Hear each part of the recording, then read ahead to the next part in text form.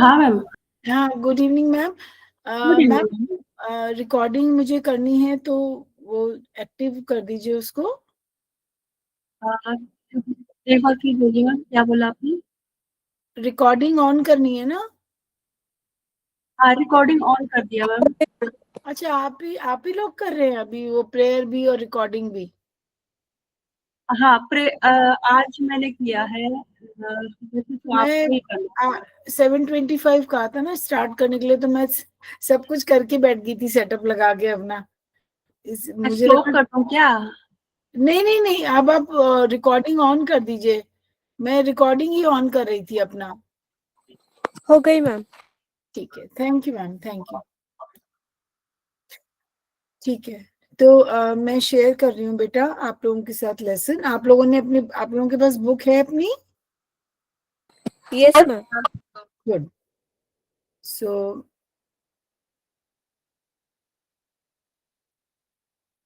ये बीच में picture with in the picture क्यों आ रहा है?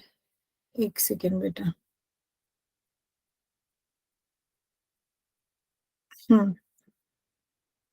सॉरी, ये नहीं।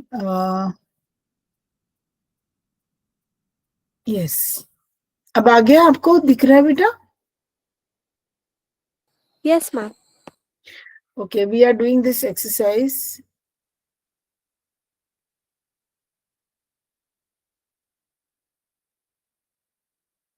अपनी किताब का 96 पेज खोल लीजिए। Right. Now you will tell me, Shweta is a very beautiful girl, isn't she? Who said it to whom? Writer ने मीना से कहा था कि श्वेता एक ब्यूटीफुल गर्ल है क्या? हाँ जी, ठीक है। When a pony is young, he looks handsome. Meena said to writer. अच्छा, बेटा आप ना राइटर मत बोलना। सानिया, अनुष्का, श्रद्धा, मैं सब बच्चों को बोल रही हूँ। बिकॉज राइटर तो मैंने इसलिए बोला था because Sudha Murthy is the writer, and this is one of her stories which is related to her life. ठीक है, उनकी ये तो मैंने उनके बारे में पढ़ा था, सुधा मूर्ति जी के बारे में, तो मुझे मालूम था कि उनकी ये फ्रेंड रह चुकी है मीना, जिसके के बारे में उन्होंने एक स्टोरी फॉर्म में आपके सामने प्रस्तुत किया। बट सिंस सबको नहीं पता होता, एग्जाम में आप राइटर की जगह नरेटर बोलना। ठीक है? ओके। मैम। हाँ, नरेटर बोलना, क्योंकि वो नरेट कर रही है ना story. They have not given you, mentioned you the name of the narrator. We have assumed, हमने सोच लिया कि वो सुधा मूर्ति है। आप समझ रहे हो फर्क? Yes ma'am. अगर आपने राइटर लिख दिया तो वो गड़बड़ हो सकती है, क्योंकि वो कहेंगे आपको कैसे पता सुधा मूर्ति की फ्रेंड है और सुधा मूर्ति नरेट कर रही है। She is written the story, but who is the narrator we don't know. So just write the narrator. ठीक है? When a pony is young he looks handsome. Yes, ये उसने मीना ने बोला था to the narrator. It is a beautiful day. Narrator said to writer. No, the sun is too hot. Meena said to narrator. I am all excited. It is nice to meet old friends. Meena said to narrator. Let's chat. Meena said to narrator. Very good. We won't get a taxi in this rain. Meena said to narrator said to Meena. Yes. Then what's the secret of your energy?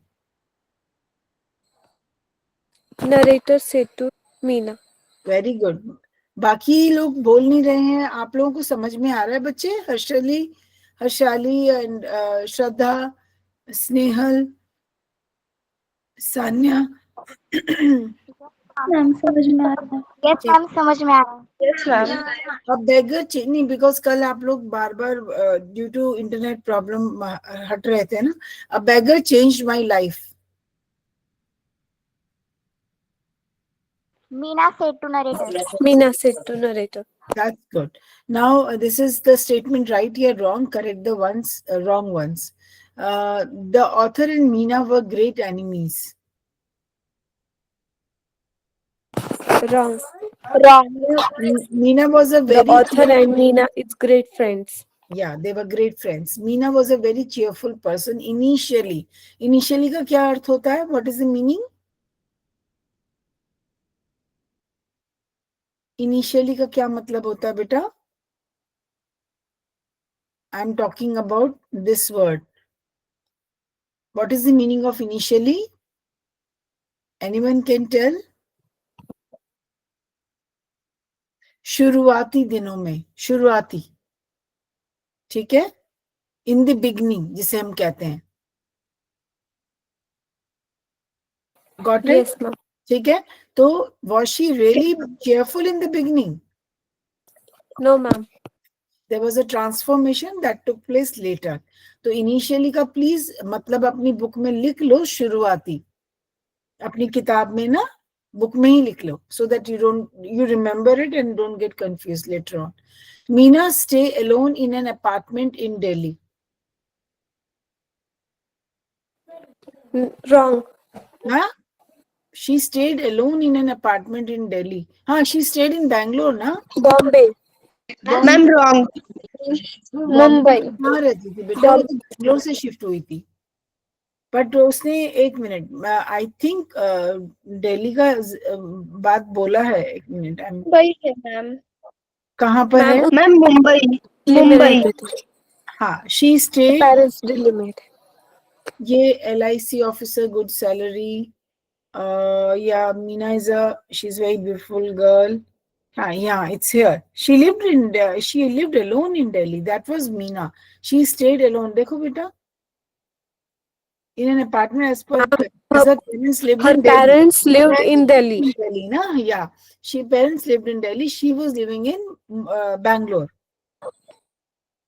She was in Bangalore, na? Bombay. Bombay में. लेकिन वो तो मिली बॉम्बे में थी ना after 3 years. Anyways, it is wrong. ठीक है? Meena was the second child of her parent. Wrong She was the only child. The author spotted Meena at Bombay's Flora Fountain.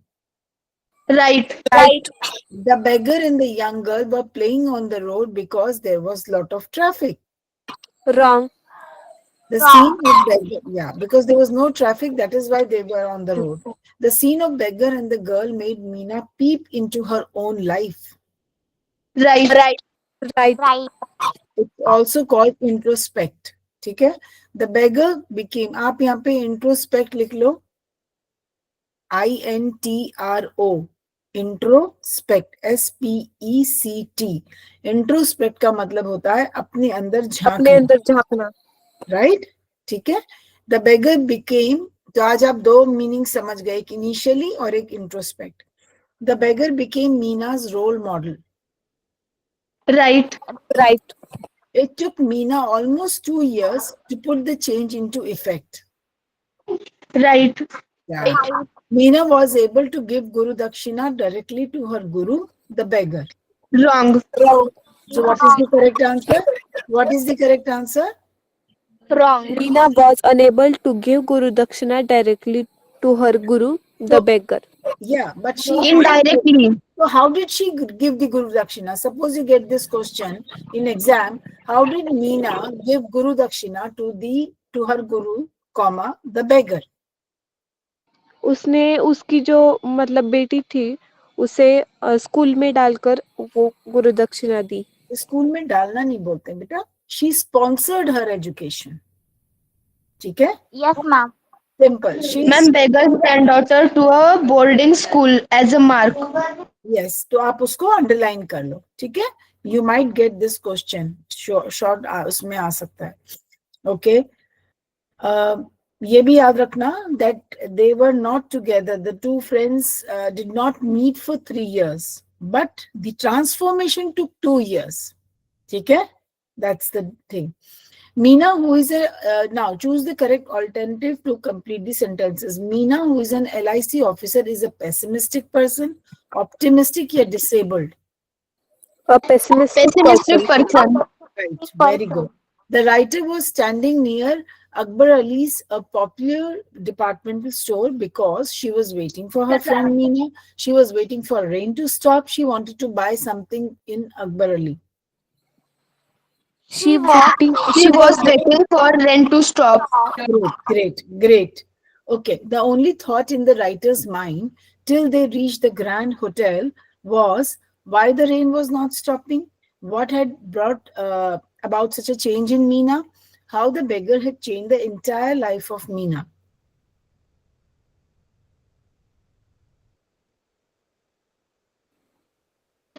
What had brought about such a change in Meena? There is a dialogue on this. ठीक है ना कि what brought this pleasant change in her. Meena sponsored. अब आप जब change की बात करते हो तो instead of change you can use the word transformation. Okay, तो अगर आप ट्रांसफॉर्मेशन लिखोगे कि शी अंडरवेंट अ ट्रांसफॉर्मेशन, आप लिख लो अपनी बुक पे ट्रांसफॉर्मेशन, TRANSFORMATION, ट्रांसफॉर्मेशन. जब भी बेटा कोई आपको बहुत बड़ा शब्द मिलता है ना तो उसको आप 2-3 में तोड़ लिया करो, समझ गए. जैसे ट्रांसफॉर्मेशन अगर आपको लिखने को आता है तो आप एकदम कंफ्यूज होंगे कि हमें तो स्पेलिंग नहीं आती. So break it. Trans for की स्पेलिंग पता है, FOR मेशन, MATION. ये एक ट्रिक होती है लंबे स्पेलिंग्स को याद रखने के लिए फोनिक साउंड से, या उसको ब्रेक करके मतलब उसको स्पेलिंग को लिखने के लिए. याद भी रख सकते हो, लिख भी सकते हो, समझ गए. So she underwent. मैं आपको 3 वर्ड समझाए, इनिशियली, इंट्रोस्पेक्शन, ट्रांसफॉर्मेशन. अब आपको तीनों के मतलब पता है, and I hope you have written it in your books. Okay, yes ma'am. थोड़े नए शब्द यूज करोगे तो बेटा मार्क्स अच्छे आते हैं, क्लास 10th में specially. Okay, this is done. Meena sponsored the granddaughter of the beggar because she was alone in her life after his death. Yeah, it was token of respect for the beggar. Yeah, she was rich and so she wanted to help. It was a token of It was a token of respect for the beggar. Yes, great. Beggar's activities that changed Meena's attitude. अब ये एक तरीके का उसका character analysis हो गया बेगर का. ठीक है, कि अगर ये लिखने को आता है कि आप कैरेक्टर जो बेगर है वो कैसा आदमी है. सबसे पहले ही इज ऑप्टिमिस्टिक. उसके पास चीजें कुछ नहीं है. He doesn't have any comfort in life. He doesn't have those even basic needs, that basic things that you need in life. मतलब जैसे कपड़ा, रोटी, मकान, कुछ नहीं है बेचारे के पास. He is literally on road with his granddaughter. Still he is happy, he is cheerful, है ना. So he is optimistic, he is cheerful, very positive attitude he has, right. तो आप यहाँ पर, मैंने आपको ध्यान है यहाँ पे मैंने बेगर से रिलेटेड आपको कुछ पॉइंट्स दिए थे, ये वाले. Yes मैम, दिए थे. सो इसमें से आप जैसे कह सकते हो कि सिंपल लाइफ तो बेगर की होगी, है ना. तो वो तो इतना इंपॉर्टेंट पॉइंट नहीं है. पुअर तो होगा ही बेगर, तभी वो पैसे मांग रहा है. तो आप लिख सकते हो जॉयफुल.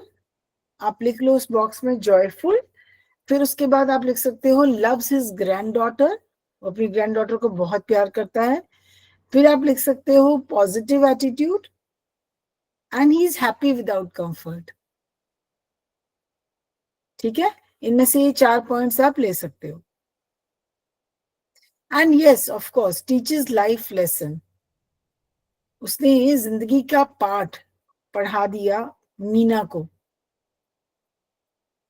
ठीक है, ये वाले पॉइंट्स क्लियर है.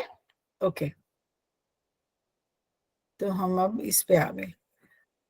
Right in your own words, how did Meena show her gratitude to her guru. अब ये हमने अभी डिस्कस किया था कि Meena was grateful to her guru, that is the beggar. So directly she could not give him guru dakshina, but after his death, I mean, she started looking after his granddaughter and also sponsored her education. This is how she had paid her respect, her gratitude towards and her guru dakshina to the beggar. ठीक है. समझ गए बेटा? Yes, ma'am. Why would Meena be sad initially? शुरू में वो क्यों दुखी रहती थी? Give reasons. Pick out those sentences from the story which prove that Meena was a pessimist. Now she was sad initially. वो बहुत दुखी रहती थी. Reasons we don't know. अकेली थी इसलिए था या क्या प्रॉब्लम थी? But she was forever unhappy. अब ये मैंने आपकी ही किताब में से sentences लिखे हैं. जैसे whenever I met her, I would start to feel depressed. जब भी मैं उससे मिलती थी मुझे डिप्रेशन हो जाता था. अगर कोई नेगेटिव सोचता है ना बेटा हर बार, तो उसके संपर्क में जितने भी लोग आते हैं वो सारे परेशान हो जाते हैं इस इंसान से. They start feeling depressed. ठीक है, डिप्रेशन आना शुरू हो जाता है वो उसके डिप्रेशन को देख के. Her gloom and cynicism had a way of spreading to others. ये हमने लाइन पढ़ी थी. सिनिसिज्म और उसका ग्लूम, उसका दुख, परेशानी जो चेहरे पे हर टाइम रहती थी वो दूसरों को परेशान करती थी. और it was spreading. It was like a rubbing effect. Rubbing effect पता है क्या होता है? हम अगर किसी अच्छे इंसान के साथ रहते हैं हम अच्छी सोच रखते हैं. अगर हम किसी बुरे इंसान के साथ रहने लगते हैं हमारी बुरी सोच हो जाती है. कोई गंदा बोलता है तो हमारी जबान गंदी हो जाती है. तो हम उसको क्या कहते हैं ना, मतलब उसका इन्फ्लुएंस आना शुरू हो जाता है. So that is called rubbing effect होता है. किसी का भी रबिंग इफेक्ट हो सकता है, अच्छे का बुरे का. ठीक है, सो इसको कहते हैं बीमारी फैलानी एक तरह से. Right. She never saw the brighter side of anything. उसको कभी भी किसी चीज में कुछ अच्छा दिखता नहीं था. She complained about everything and anything, whether it was, चाहे वो मौसम से रिलेटेड था, काम से रिलेटेड था, लोगों से रिलेटेड था, हर चीज में वो नेगेटिव सोचती थी. And she always imagined the worst. और वो हमेशा वर्स्ट सोचती थी कि होगा, सबसे खराब चीज जो जिंदगी में हो सकती है वो उसको सोचती थी. मैम ये पॉइंट्स ना आपने कल की क्लास में भी बताए थे. कल के क्लास में बताया था ना बेटा. तो अब आप ये वाले पॉइंट्स उसमें लिख लेना अपनी बुक में. वैसे मैं आपके साथ जब रिसोर्स मटेरियल शेयर करूंगी तो सब लिख के दूंगी. Find the antonyms of the following words from the story. Optimistic is, इसका है मैंने लिखा पेसिमिस्टिक, सबको पता ही है. ड्रिजल, ड्रिजल का मतलब होता है बहुत धीरे धीरे बारिश होना. एंड डाउनपोर या हेवी रेन होता है बहुत तेज की बारिश होना. Ma'am pouring. डाउनपोर, पोरिंग का मतलब होता है बहुत गिरना. जैसे आप पोर करते हो ना कोई चीज किसी में से, आप सपोज जैसे आप केटल में से चाय पोर करते हो कप में, तो आप क्या बहुत धीरे धीरे डालते हो? नहीं, अच्छी फ्लो से डालते हो ना, तो इट्स कॉल्ड पोरिंग. गिरना. Pouring is a movement from up to down. ठीक है. Okay ma'am. सो उसी को हम हैवी रेन कहते हैं ना, एकदम बहुत तेज बारिश होना. ठीक है. और ड्रिजलिंग होता है बहुत धीरे धीरे होना, मतलब हो रही होती है बट वो बहुत धीरे धीरे हो रही होती है. न्यू, ओल्ड, ये तो आपको पता ही होगा. लाई, ट्रुथ, ये भी पता है आपको. अगली, ब्यूटीफुल होता है. फ्राउन, कोई ऐसे करके फ्राउन करता है ना, मतलब अपना त्योरियां चढ़ाना. और स्माइल मतलब मुस्कुराना. लाफ. हाँ जी बोलो बेटा. लाफ. यस, लाफ नहीं होता बेटा. लाफ, ग्रिन, स्माइल, तीनों चीजें फर्क है. स्माइल होती है हल्की सी मुस्कुराहट. लाफ होता है जोर से हंसना. और ग्रिन होता है हंसते नहीं हो, आवाज नहीं आती है पर एकदम से, जैसे होता है ना ग्रिन ऑन द फेस, एकदम चेहरा खिलखिला जाना एकदम से. लेकिन हल्की स्माइल नहीं, ना ही लाफ होता है, बट ग्रिन होता है चौड़ी स्माइल. Ma'am cheerful. चीयरफुल होता है. चीयरफुल तो आपका चेहरा तो नहीं, आप अंदर से ही खुश होते हो, खुशनुमा. ठीक है, खुश रहने को कहते हैं, स्माइल को नहीं कहते हैं चीयरफुल. खुश रहने को कहते हैं हम चीयरफुल. ठीक है. It is not a Yes. Gesture. Cheerful होना is not a gesture, it is an emotion. ये एक भाव है. तो भाव अगर चीयरफुल है तो हमारे चेहरे पे भी स्माइल आएगी, नहीं तो हम फ्राउन करेंगे. समझ गए भाव में और जेस्चर में फर्क? मैम फ्रॉम को सिमिलर वर्ड कौन सा आएगा? अपसेट, अपसेट भी बोल सकते हो आप। Okay ma'am. ठीक है। हेल का ऑपोजिट क्या है? हेवन, स्वर्ग नर्क। Unhappy is happy. डिसरेस्पेक्ट करना, किसी की बेइज्जती करना इज रिस्पेक्ट। अनइम्पोर्टेंट, कोई चीज नहीं महत्वपूर्ण है बट महत्वपूर्ण है तो इम्पोर्टेंट। समझ गए? कोई भी इसमें से वर्ड अगर मीनिंग नहीं पता तो आप लिख सकते हो तुरंत अपनी किताब में। मैम हेल का पैराडाइज आ सकता है? हेल का पैराडाइज नहीं लिखना बेटा, उसको हेवन ही लिखना। अगर हम एक्चुअल ऑपोजिट ढूंढते हैं तो हेवन है। पैराडाइज उसको आप ले सकते हो but paradise word is usually connected with classics. हम लोग जब जैसे आपने तो जॉर्डन नहीं किया पोएट, उसने लिखा था paradise lost and paradise regain. अभी ऐसे जो वर्ड्स होते हैं ना, पैराडाइज वो एक जन्नत कहते हैं उसको। हेवन हम लोग उसको मतलब heaven is the actual opposite of hell. We don't use the word paradise. Okay? Paradise mostly हम जब भी यूज करते हैं तो उसको बहुत लिटरेरी, उसको बहुत क्लासिक वर्ड यूज करते हैं, क्लासिकल वे में लेते हैं। ठीक है? So it is better you use heaven. याद रहेगा heaven? Yes, ma'am. Yes, ma'am. It is similar, but paradise को थोड़ा सा हम जब हम बहुत ज्यादा क्लासिक्स की बात करते हैं तब हम पैराडाइज बोलते हैं, वर्ड यूज करते हैं, तब हम हेवन नहीं करते। हेवन इज एक्चुअल, आप बिल्कुल लिटरल वो जो उसका ऑपोजिट अगर आप लोगे हेल का, तो hell and heaven they go hand in hand. I mean they are the words, some of the words, जैसे हम कप एंड सॉसर बोलते हैं ना, कुछ वर्ड्स जैसे बिल्कुल साथ साथ चलते हैं, बोलते हैं ना कप एंड सॉसर। कप जिसमें चाय पीते हैं, सॉसर इज द प्लेट, है ना। तो जैसे स्पून एंड फोक, कुछ वर्ड्स ऐसे चलते हैं साथ साथ। ठीक है? दे आर पेयर्ड टुगेदर, मतलब वो पेयर्ड होते हैं, एक साथ चलते हैं। जब यूजुअली हम ऐसे वर्ड्स बोलते हैं तो हमेशा हम हेल के साथ पैराडाइज नहीं बोलते, हम हेल हेवन बोलते हैं। ठीक है? Yes okay. मैम। अभी वो बोल रहे go through the points below and put them in the flow, the right flow. जैसे आई सॉ फ्रॉम द, ये मैंने करके रखा हुआ है, I saw from the window the beggar and the young girl playing on the road. अब उसने दिया है दे एंजॉयड प्लेइंग, ये 2, 3, 4, 5 मैंने लिखा है। They enjoyed playing in the rain as if they were in paradise. वो ऐसे खेल रहे थे वहां पर जैसे कि वो जो है पैराडाइज में हो। On seeing them so very happy I felt ashamed of myself, मुझे बहुत शर्म आई अपने पे। I decided to change using the beggar as my role model and it took me 2 years to put the change into effect. This is the actual flow. ये तो आप अपनी किताब में से भी देख सकते हो, लेसन में से भी देख सकते हो, बट व्हाई वेस्ट टाइम? अगर आपको ये पता है तो इस तरह से लिख दो। एंड इन्हीं सेंटेंसेस को they want you to write it here. ठीक है? Yes, ma'am. Yes ma'am. Okay. Now summarize the story with the help of the points given below. Meena's initial attitude. अब इसके अंदर I will share this with you in the resource material.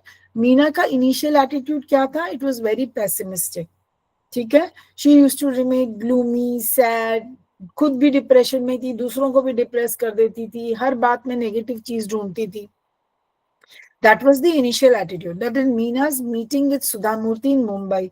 But she underwent a transformation, a change. It was a pleasant change, of course. कि जब वो Sudhamurthy से मिली after 2 years, she started looking at the, the brighter side of the things. And जैसे you can give the examples if you want. अगर आपका word limit ज़्यादा है तो आप example भी cite कर सकते हो कि it is evident when she Sudhamurthy refuses to. Okay, right. Yes, I think you can write narrator here because उन्होंने यहाँ पे किताब के अंदर ही मीना's meeting with Sudhamurthy लिखा है.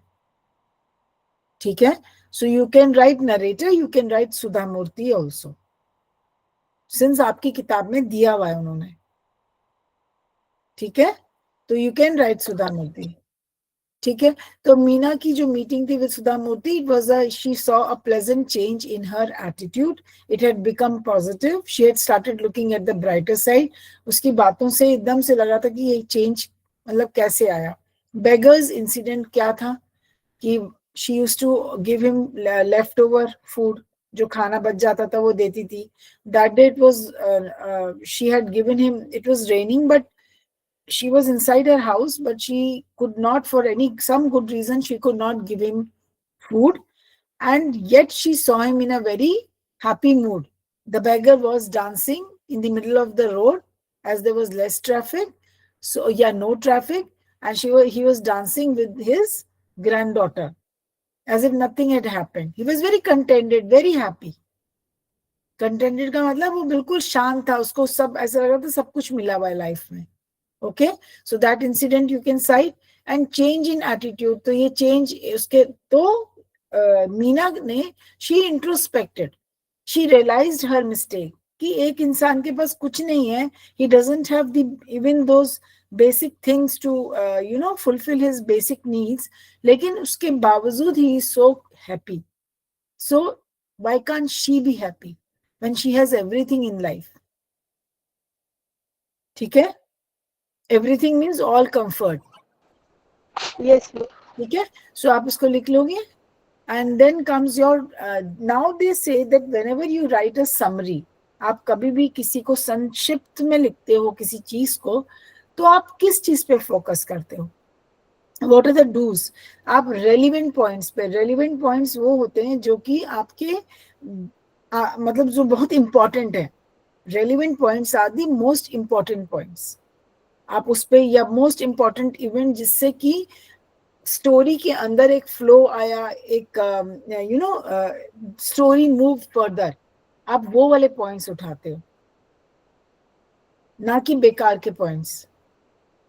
ठीक है ना, तो यू ऑलवेज डूज में you select the relevant points and you ignore the irrelevant, क्योंकि समरी में हमारे पास वर्ड लिमिट होता है बेटा, we can not exceed that. You understand what is a summary?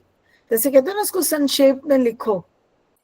Yes, ma'am. तो जब आप लिखते हो तो आप जो बेकार के पॉइंट है जिससे कि हमारी स्टोरी की प्रोग्रेस नहीं दिखती, आप उनको छोड़ देते हो, लेकिन जिससे स्टोरी की प्रोग्रेस दिखती है आप उनको पिक कर लेते हो. ठीक है, सो मेक, जैसे आप लोगों ने डेफिनेटली छोटी क्लासेस में स्टोरी वीविंग करा होगा, एक एक्टिविटी होती है स्कूल्स में, यूजुअली टीचर्स कराती हैं लिटरेचर की. So they make the children sit in a circle और वो एक ओपनिंग लाइन दे देती हैं और फिर they it is passed on that and you add one, है ना, करते हो ना Sanya, and you add one relevant line to the story, और वो रेलिवेंट ऐसी होनी चाहिए which is not repeated and which is taking the story further, जो आपकी स्टोरी को आगे ले जा रही है. तो इस तरह की एक्टिविटीज होती हैं. तो आप सोचो कि समरी भी आप ऐसी ही लिख रहे हो. ठीक है, तो समरी में क्या है, आपने वो पॉइंट्स उठाने हैं जो कि रेलिवेंट है. Number 2, make a paragraph containing the message and theme, and of course अगर आप स्टोरी को समराइज कर रहे हो, so obviously आप उनमें कुछ तो आपको पाठ मिला ना, some lesson, some value you have got from that lesson, some moral value, some kind of learning is there. ठीक है, तो उस लर्निंग को, लर्निंग बन जाता है आपका थीम, आपका मैसेज ऑफ दैट स्टोरी. तो लास्ट में when you culminate, when you give a closure to your paragraph, तो आप लास्ट में हाईलाइट कर देते हो कि we learn this thing from the story. ठीक है, that is the message. And then use your own language, taking help of the sentences in a topic and keywords. Keywords जो आपको दिए गए हैं, कभी कभी हिंट्स दिए जाते हैं, कीवर्ड्स दिए जाते हैं यूज करने के लिए. So you have to write in your own language, अपनी भाषा में, मतलब अपनी भाषा, किताबी भाषा में नहीं, अपने बुक में से लाइंस नहीं उठानी है. Try to write your own lines, but you can of course use the words from the book, from the lesson. ठीक है, from the lesson you can pick the lines. the words and write them in your own words. समझ गए बच्चे? So write the above summary making now Meena the narrator. अब आप सोचो कि मीना जो है वो narrator है, not सुधा मूर्ति. ठीक है? So begin with I worked in Bangalore in LIC and Sudha was my friend. अभी तक आप देख रहे थे पूरी कहानी को सुधा मूर्ति की आंखों से. अब आप देखोगे मीना की आंखों से. Meena is the narrator. I hope you understood मैं जो बता रही हूँ आपको. Yes ma'am. Yes, ma'am. अभी हम पूरी स्टोरी को हम किसकी आंखों से देख रहे हैं? सुधा मूर्ति की. मीना. सुधा मूर्ति की. अनुष्का पूरी कहानी जो हमने पढ़ी है वो कौन है? I, who is I here? Sudha Murthy. Ma'am हमने पूरी कहानी सुधा मूर्ति की नजरों से देखी है और हमें मीना की नजरों में जो कहानी बनेगी वैसी लिखनी है. हमने वैसे लिखा है अपने लैंग्वेज में. Words you can take from the story. तो अभी यहाँ पर जैसे मैंने अभी आपको दिखाती हूँ, मैंने ऐसे यहाँ पे लिख के रखा है आई worked in Bangalore in LIC. अभी ये सेंटेंस उन्होंने ओपनिंग लाइन. अनुष्का बेटा म्यूट हो जाओ. अनुष्का म्यूट. हाँ, तो यहाँ पर उन्होंने बोला begin with I worked in Bangalore in LIC. तो मैंने यहाँ पे लिख दिया I worked in Bangalore in LIC. Sudha was my friend. वो क्या कहती थी? Meena was my friend, my best friend. ठीक है, हमने कर दिया Sudha was my friend. Though I had a good job and salary, I often stayed worried and complained about many things. ठीक है, Sudha always tried to cheer me up, but my negative thinking never changed. One day, while we were returning from lunch, a beggar blessed us happily, even though he had almost nothing. अभी ये सब बोलने की जरूरत नहीं है that I shifted to Mumbai from Bangalore and so I happened to meet my friend after 2 years. नहीं, क्योंकि अब आपने अपनी भाषा में, अपनी लैंग्वेज में लिखनी है. So you can make those minor changes in the story. आप कर सकते हो. So one day while we were returning from lunch, a beggar blessed us happily, even though he had almost nothing. Seeing his cheerful nature made me realize my mistake. I understood that happiness comes from one's attitude, not from money or comfort. पैसा हमें खुशी नहीं देता. I understood कि ये हमारा attitude, हमारी ही हमें खुश रखती है. अगर हम खुश रहना चाहते हैं तो हमारा अपनी पर्सनालिटी, हमारा एटीट्यूड है. अगर हम पॉजिटिव हैं तो हम हर चीज पॉजिटिव देखेंगे, नेगेटिव है तो हर चीज नेगेटिव देखेंगे. And that brought a pleasant change in me. कर लोगे? Is it easy? Yes, ma'am. कर लोगे ना? And it is interesting also, right? Okay, now let's come to this. वो कह रहे हैं पंक्चुएट द सेंटेंसेस. आप लोगों ने छोटी क्लासेस में पंक्चुएशन करी होगी. जैसे first letter of the sentence has to be in capital. फिर वो सेंटेंस का एसेंस क्या है? वो सेंटेंस एक क्वेश्चन है, एक इमोशन से रिलेटेड है, या एक स्टेटमेंट है ना? आप उसी हिसाब से आप पूरे सेंटेंस के एंड में एक वो लगाते हो, पंक्चुएट करते हो उसको. जैसे अगर एक स्टेटमेंट है, असर्टिव है तो फुल स्टॉप. एक्सक्लेमेशन है, चाहे दुख का चाहे खुशी का, तो एक्सक्लेमेशन मार्क. और अगर प्रश्न पूछा है तो प्रश्न चिन्ह. अब जैसे यहाँ पे आपने जब मैंने आपको डायरेक्ट इनडायरेक्ट कराया था तब आपको ध्यान है कि यहाँ पे हम लोग जैसे ये आई सेड इन्होंने लास्ट में लिखा है, इसको हम शुरू में भी लिख सकते हैं. I said did you give any guru dakshina to your गुरु? लिख सकते हैं ना हम. आई सेड को उधर ले जा सकते हैं. Yes, ma'am. है ना? अगर आई सेड इधर की बजाय इधर होता तो हमारा आई कैपिटल हो जाता. पर यहाँ पे तो इन्होंने शुरू आई सेड को बाद में लिखा है और इन्होंने डिड से शुरू किया है, जिसमें डी जो है स्मॉल है, तो हमने इसको कैपिटल कर दिया.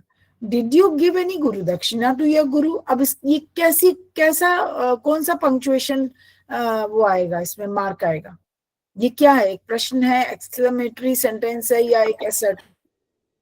एक्सक्लेमेटरी सेंटेंस है और क्वेश्चन मार्क भी आएगा। मैम ऊपर का नीचे का?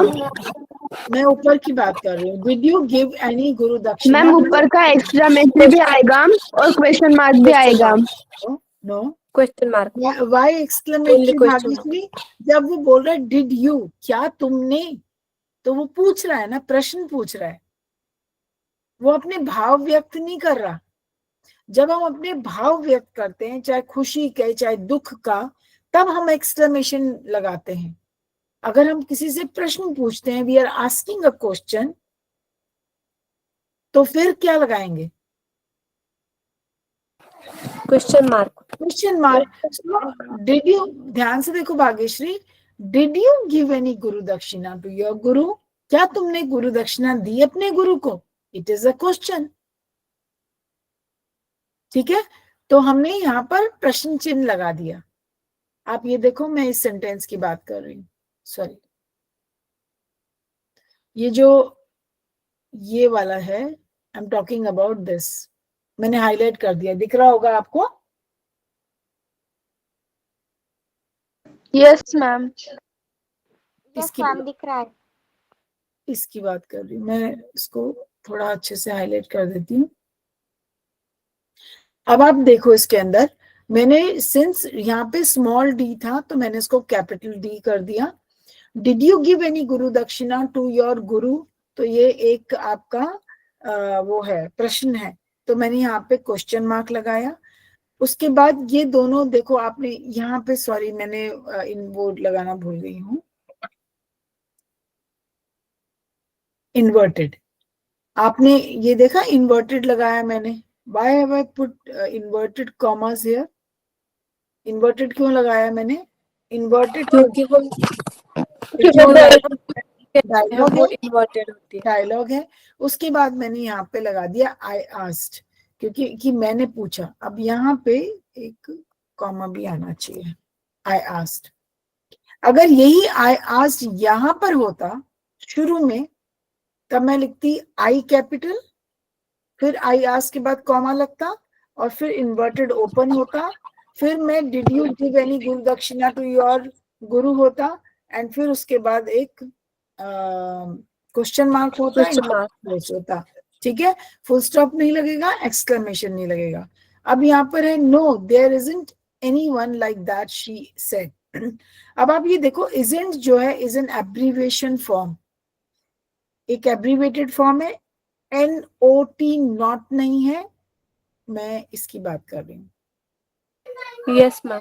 ठीक है, NOT नॉट नहीं है, तो ये मत समझना कि मिसप्रिंट है। यहाँ पे ये एब्रीवेटेड फॉर्म है, लेकिन जब हम ओ को उड़ा देते हैं तो हम उसकी जगह एपोस्ट्रोफी लगा देते हैं,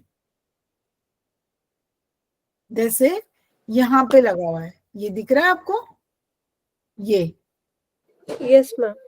ये मैंने हाईलाइट कर दिया, एपोस्ट्रोफी लग जाएगा। ठीक है, अब एन जो है कैपिटल लगेगा। Again it is a dialogue, क्योंकि लास्ट में आ रहा है she said. Since she said आया हुआ है, तो इसीलिए हमने यहाँ पे इन्वर्टेड लगाने। उसने कहा, उसने कहा, तो जो बोला वो डायलॉग है ना, दैट्स अ डायलॉग। उसने कहा, इसने कहा, एक डायलॉग है ना। Yes ma'am. डायलॉग हमेशा इन्वर्टेड में आता है, याद रखना। तो मैंने इन्वर्टेड ओपन किया यहाँ पर, फिर मैंने लिखा नो। अब नो के बाद आपने थोड़ा सा पॉज दिया। आप जब भी पॉज देते हो, एक सांस लेते हो, हल्की सी जरा सा रुकते हो, तो वहां पर एक कॉमा आ जाता है। तो हमने लिखा नो कॉमा देयर इजंट। अब यहाँ पे जो कॉमा आ रहा है वो कॉमा नहीं, वो एपोस्ट्रोफी है। एनीवन लाइक दैट, कोई भी नहीं है उसके जैसा। एंड दैट के बाद यहाँ पर कॉमा लगाया दोबारा हमने, और क्योंकि यहाँ पे कॉमा मैंने इधर लगाया है, तो यहाँ पे कॉमा लगाया, इन्वर्टेड क्लोज किया, और फिर लिखा she said, and then there is a full stop.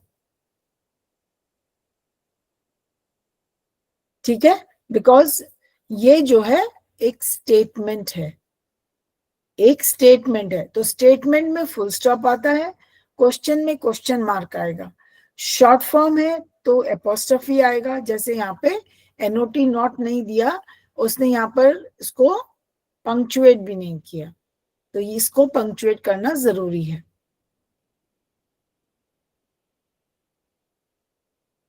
समझ रहे हो बेटा? Yes ma'am. कोई कंफ्यूजन है तो मुझे बताओ प्लीज। कोई कंफ्यूजन है? नो मैम, कोई confusion Clear, ma'am. No ma'am. ठीक है, okay. Add a suffix to the following words and make pronouns. बेटा प्रीफिक्स और सफिक्स आपने किए? Yes ma'am. क्या यस मैम। प्रीफिक्स कहाँ लगता है? मैम प्रेफिक्स आगे लगता है उस वर्ड के और सफिक्स उस वर्ड के पीछे लगता है। हाँ, और उसको याद करने का तरीका कि पहले क्या लगता है और बाद में क्या लगता है। जब हम अल्फाबेट्स बोलते हैं ABCDEFGHIJKLMNO P, P पहले आता है, फिर QRS, S बाद में आता है, तो उससे याद कर लो कि P सिंस पहले आता है अल्फाबेटिकल ऑर्डर में, तो वो प्रीफिक्स मतलब शुरू में लगता है, और S बाद में आता है तो सफिक्स बाद में लगता है। ठीक है? Yes ma'am. Yes ma'am.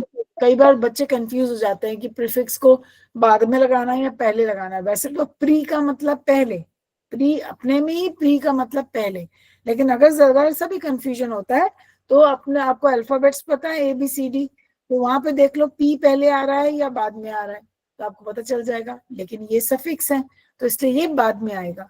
तो अब देखो, ये कहते हैं कि मेक अ नाउन। अब बेटा ये कौन से नाउन्स है? आप ये कहोगे कि ये कैसे नाउन्स है? इमेजिन, डिप्यूट, मैनेज, ये एब्स्ट्रैक्ट नाउन बनेंगे।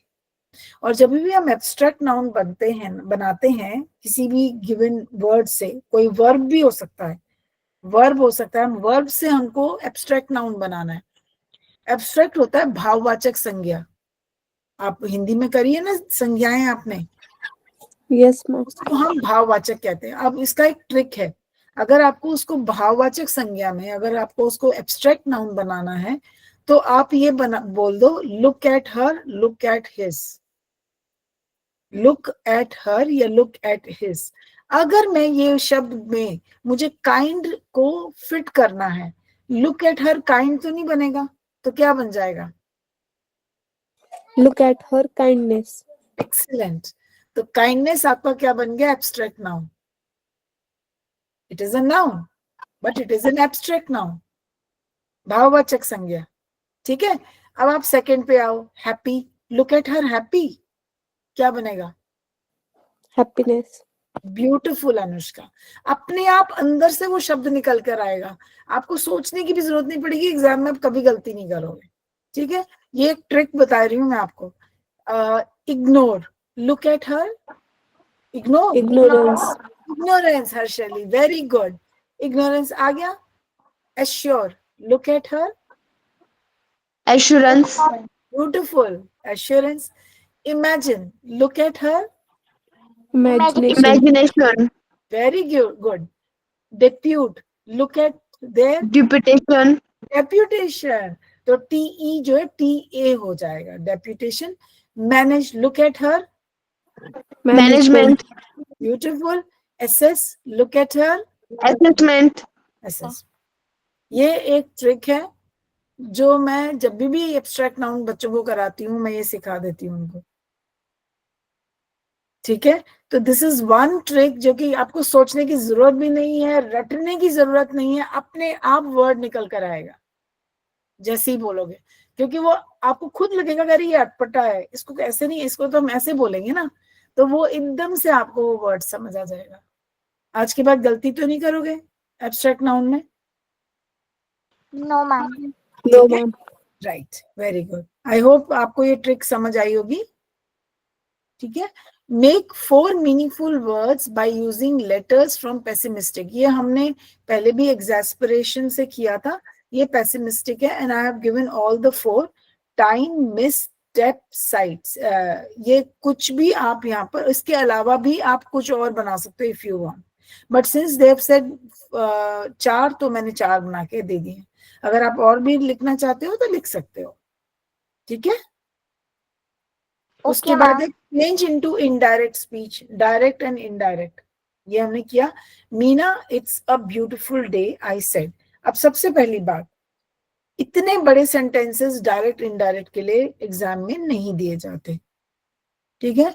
फिर भी मैं अब ये जो एक सेंटेंस है, Meena it is a beautiful day I said, इसको अगर मुझे इनडायरेक्ट बनाना है तो सबसे पहले मेरा आई सेड पे, मैंने आपको ध्यान है मैंने कहा था कि इसमें दो वर्ब्स होते हैं, एक रिपोर्टिंग वर्ब होते हैं, एक एक्चुअल वर्ब होता है। एक्चुअल वर्ब अंदर होता है विद इन इन्वर्टेड। अगर आपका रिपोर्टिंग वर्ब प्रेजेंट टेंस में है तो अंदर नो चेंज, अगर बाहर पास्ट है तो अंदर चेंज हो जाएगा, मैंने सिखाया था। और ये भी बोला था कि अगर कोई यूनिवर्सल ट्रूथ है और अगर वो पास्ट में भी है तो भी नो चेंज। आपको, आई होप आपको, और मैंने वो आपको डायरेक्ट इनडायरेक्ट का पूरा रिसोर्स मटेरियल शेयर किया हुआ है ग्रुप पे। Yes ma'am. किया है तो आप लोग जो है उसको खोलेंगे एक बार, उस रिसोर्स मटेरियल को आप उसके जस्ट गो थ्रू दैट, उसमें देखो मैंने क्या रूल्स आपको समझाए थे, ठीक है। तो मैंने यही बोला था आपको कि अगर हम, ये हमारा रिपोर्टिंग वर्ब होता है, ये दिख रहा है आपको सेट बाहर, ठीक है। और ये कौन सा टेंस है, which tense is it? Past tense. Past tense है, तो अगर ये पास्ट है तो अंदर जो है चेंज हो जाएगा, वो भी पास्ट हो जाएगा। यहां पर उन्होंने क्या दिया है बेटा, इट इज, और इज कौन सा टेंस होता है? प्रेजेंट। प्रेजेंट। प्रेजेंट। तो जब पास्ट है बाहर तो अंदर भी हमें पास्ट करना पड़ेगा। अगर होता आई से, अगर आई सेड की जगह आई से बोलते तो बाहर प्रेजेंट, तो हमारा रिपोर्टिंग वर्ब प्रेजेंट होता, यस मैम। तब हम अंदर चेंज नहीं करते, तब वो इज इजी रहेगा।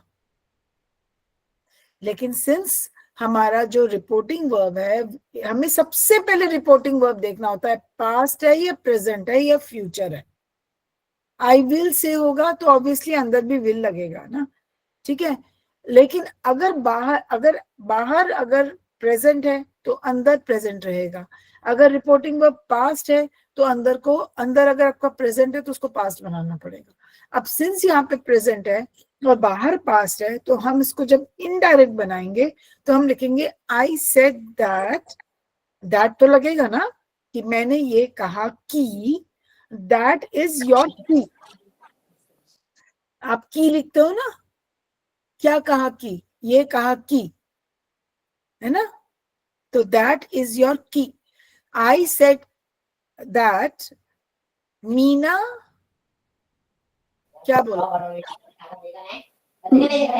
It was a beautiful day. अब आप ये लिखने के Meena it was a beautiful day, since indirect बना रहे हो तो आपने किसको कहा? आपने मीना को कहा, तो अंदर से मीना को बाहर ले आओ। आई टोल्ड मीना भी लिख सकते हो, I told Meena that it was a beautiful day. Day and full stop. क्योंकि अगर आप किसी को संबोधित करते हो, if you are addressing someone, आप एड्रेस कर रहे हो ना, मीना को एड्रेस कर रहे हो, संबोधन किया है ना आपने, हे अरे, संबोधन हे अरे करते हो ना हिंदी में। तो अगर आप किसी को एड्रेस कर रहे हो बेटा, किसी को बुला रहे हो, किसी को संबोधित कर रहे हो, तो आप उसका नाम बाहर निकाल लोगे, आप लिखोगे आई टोल्ड मीरा। अब वो टोल्ड का क्या मतलब है? मैंने बताया। सेड का मतलब होता है मैंने कहा। आस्क्ड का मतलब होता है मैंने पूछा। ठीक है, 3 चीजें समझ में आई। सेड का मतलब कहना, आस्क्ड का मतलब पूछना, टोल्ड का मतलब बताना। हम किसी को कुछ बताते हैं ना बेटा, यस मैम। है ना। तो मैंने मीना को बोला, उसको बताया, क्या बताया? कि it was a beautiful day. समझ गए? कोई दिक्कत है इसमें? कोई प्रॉब्लम आ रही है आप लोगों को बेटा समझने में? No ma'am. No doubt ma'am. अब बेटा इतना लंबा सेंटेंस मैंने हालांकि इसको कर दिया इनडायरेक्ट, लेकिन ये इतना लंबा सेंटेंस नहीं आता एग्जाम में। हे आई एम रियली एक्साइटेड। अब ये एक्साइटमेंट जो है हे से हमें पता चलती है। कोई हे हाय बोलता है तो एक्साइटमेंट दिखती है ना, तो एक्साइटमेंट, आप उसको, उसने, आप किसी को बुला रहे हो, किसी को ग्रीट कर रहे हो, तो उसने, आप करते हो ना हेलो क्या हाल चाल, ऐसे बोलते हो ना, हेलो क्या होता है, हेलो हाय क्या होता है, यू आर ग्रीटिंग समवन ना, है ना। तो मैंने यहाँ पे लिख दिया मीना ग्रीटेड मी। अब इट इज, उसने क्या लिखा, I am really excited, it is nice to meet old friends, what are you doing here, said Meena. अब यहाँ पे चूंकि आई आया है, हाय आई एम एक्साइटेड, किसने कहा, मीना ने कहा, सो मीना ग्रीटेड मी। अब आप मी जो है सुधा मूर्ति हो, या मीना ग्रीटेड विद एक्साइटमेंट भी लिख सकते हो, and said that she was really excited. अब since यहाँ पे reporting verb हमारा कौन सा टेंस है, past tense, तो it is जो है क्या बन जाएगा, it was was हो जाएगा, ठीक है। तो इसने यहाँ पे लिखा that she was really, sorry नीचे, एक मिनट बेटा, that she was really excited, she added,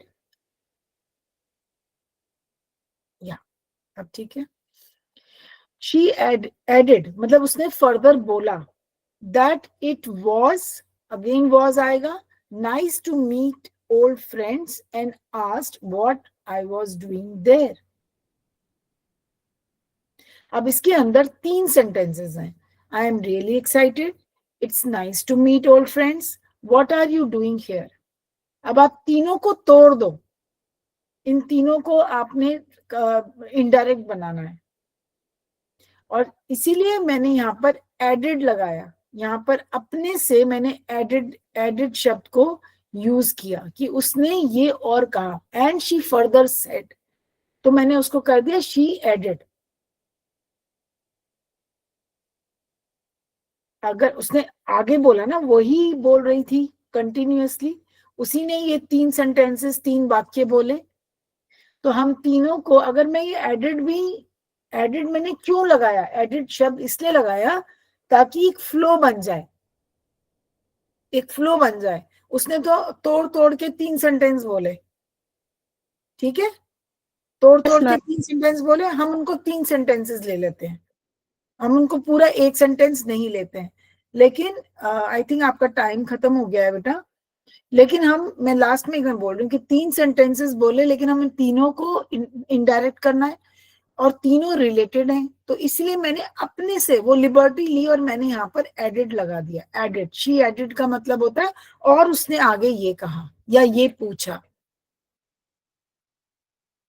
ठीक है। वैसे आपको इतने लंबे सेंटेंसेस नहीं दिए जाएंगे डायरेक्ट इनडायरेक्ट के। और प्लीज अपना रिसोर्स मटेरियल खोल के एक बार चेक कर लो, आपको फिर पता चल जाएगा कि वंदना मैम क्या समझा रही है, राइट। इतना is it clear to everyone? Yes ma'am. Okay, चलो will just end here. Yes Sangeeta ma'am, मैं एक minute, I stop sharing, come back. हमने ये लेसन ऑलमोस्ट कर लिया है, इट्स बीन डन। मैं अब नेक्स्ट उसमें आपकी पोम शुरू कर दूंगी, if, not if, sorry, stopping by the woods, Robert Frost की, ठीक है, ओके।